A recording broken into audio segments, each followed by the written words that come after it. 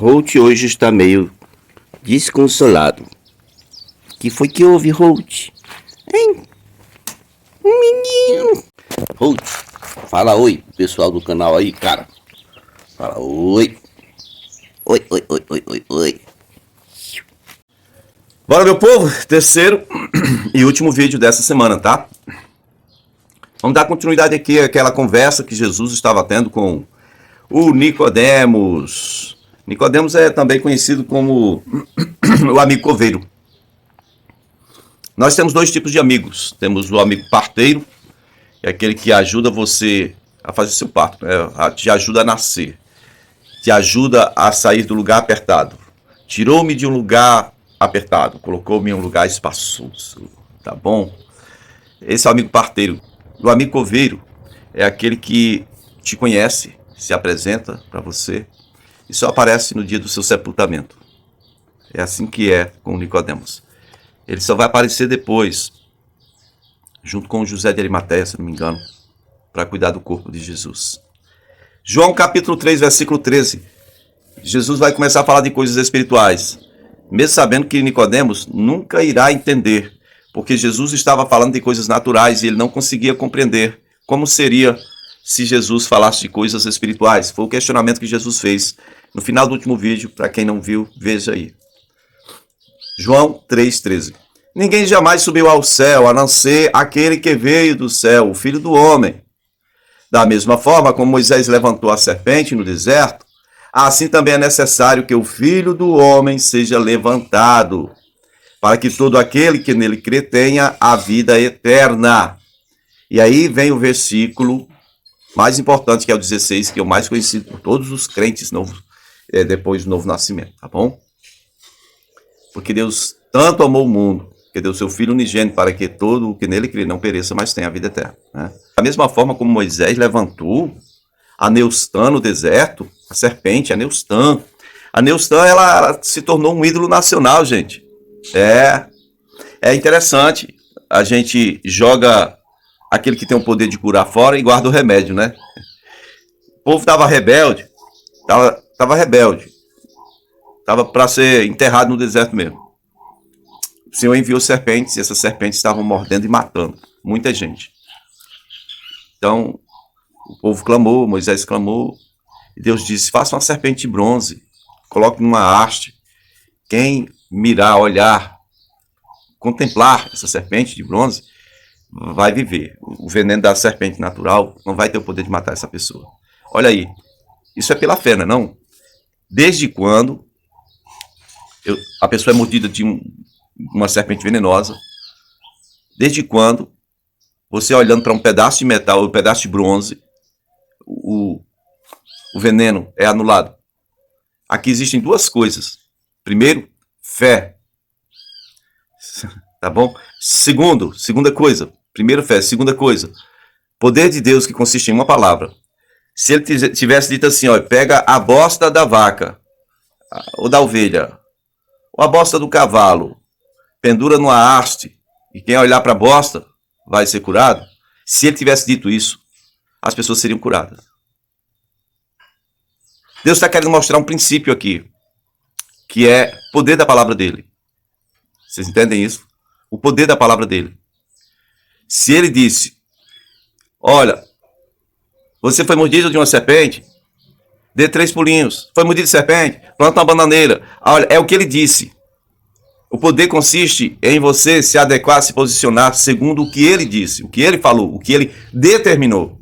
Ok? Então você tem que ter fé? Tem. Tem muita gente que diz, não, eu tenho muita fé. Mas em que você tem fé?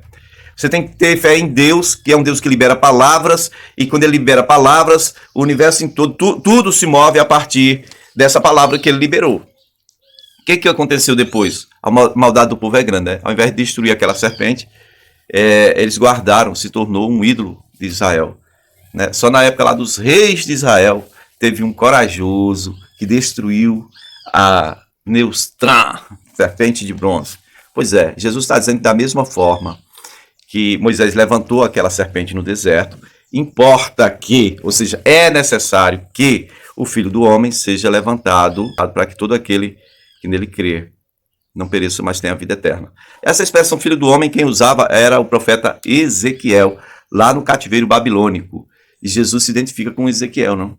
No versículo 17 de João capítulo 3 diz que Deus enviou o seu Filho ao mundo não para condenar o mundo, mas para que o mundo fosse salvo por meio dele. Quem nele crê não é condenado, mas quem não crê já está condenado, porquanto não crê no nome do Filho unigênito de Deus. Bom, meus amados, aqui está falando sobre crer, crer e crer.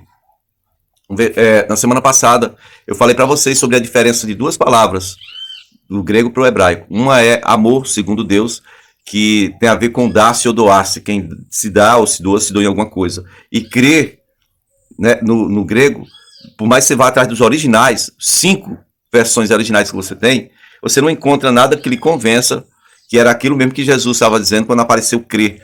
Porque o Novo Testamento foi escrito em grego. Mas aquele povo lá vivia na cultura hebraica e falava aramaico. Então, o crer, segundo o hebreu, é outra coisa. É falar a respeito de você posicionar, se confirmar que você está na aliança, aceitar, observar, guardar os princípios. Isso é que é crer, tá? Não é simplesmente acreditar. É você se render, se entregar, fechar a aliança, se guardar em uma aliança. Tá bom? Então, vou ler de novo o versículo 18 de João 3, diz: quem nele crê não é condenado. Ou seja, quem está em aliança com Deus mediante Cristo Jesus não é condenado. Por quê? Porque tem seus pecados perdoados, né? Mas quem não crê já está condenado. Ou seja, quem não tem esse princípio de aliança com Deus já está condenado. Por quê? Porque não tem acesso ao sangue do Cordeiro, né? Cordeiro de Deus que tira o pecado do mundo. E não tem acesso a Deus. Então vai estar morto e sobre essa pessoa vai estar o pecado dela. Verso 19 diz que este é o julgamento. A luz veio ao mundo, mas os homens amaram as trevas e não a luz. Porque suas obras eram más. Porque quem pratica o mal odeia a luz e não se aproxima da luz, temendo que as suas obras sejam manifestas. Mas quem pratica a verdade vem para a luz, para que se veja claramente que as suas obras são realizadas por intermédio de Deus. No 21 aqui termina a conversa com Nicodemos. Parece até que ele não estava mais falando com Nicodemos, não é? Parece que aqui Jesus estava querendo falar com o mundo inteiro, menos com Nicodemos. Mas antes, até o versículo 12, Jesus vai explicar para ele: eu estou falando de coisas naturais, você não compreende. Imagine como seria se eu falasse de coisas espirituais. E do 13 ao 21, ele continua falando com Nicodemos, só que de coisas espirituais. Eu acho que deu um 360. A cabeça dele ele ficou sem entender coisa alguma.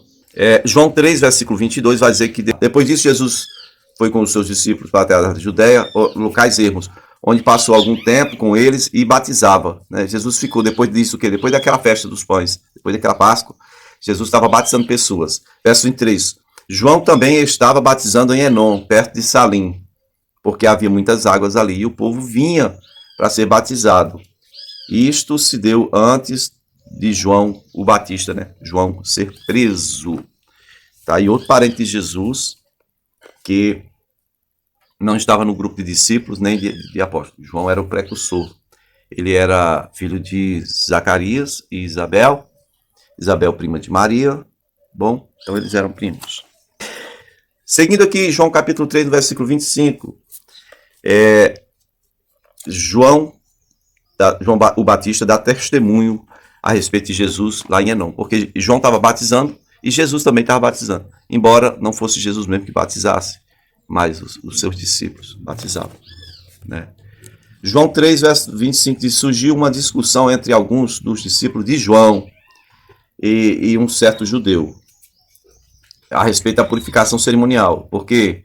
Porque eles se dirigiram a João e lhe disseram: mestre, aquele homem que você batizou, aquele homem que estava contigo aqui, do outro lado do Jordão, aquele homem do qual o Senhor deu testemunho, que era o Cordeiro de Deus, que era o Filho de Deus, aquele homem, ele está batizando e a multidão agora está seguindo ele.